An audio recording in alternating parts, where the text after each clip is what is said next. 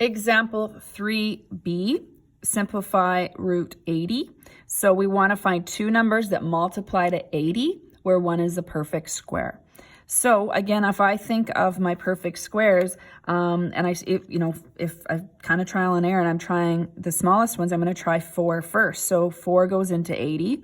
That's fairly easy to see. So 4 goes into 80 20 times. So we're going to write 80 as 4 times 20. So then the square root of 4 is 2. So my answer is 2 square root 20.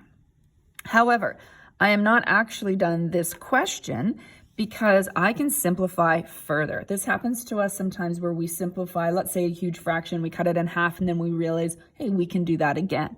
Same idea here. So we always still look at your Radicand and decide, is there still factors where you have a perfect square?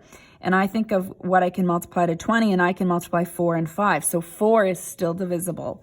So this 2 is going to stay here, but I'm going to write 20 as 4 times 5 now. Okay, again, it's a good idea to write the perfect square first because we're going to actually square root that and take that outside of the radical sign.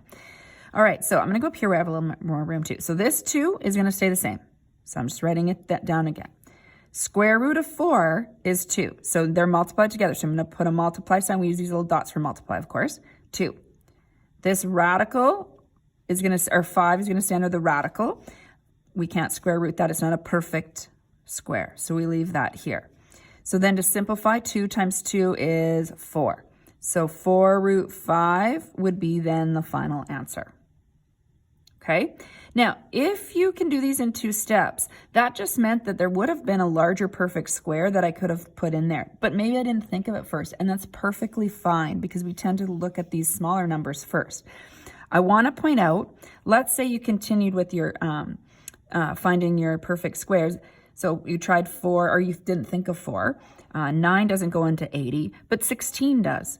So if you were to recognize that 80 is 16 times 5, which is sort of with mental math less likely for people to pick, but absolutely a little bit faster of a step if you do.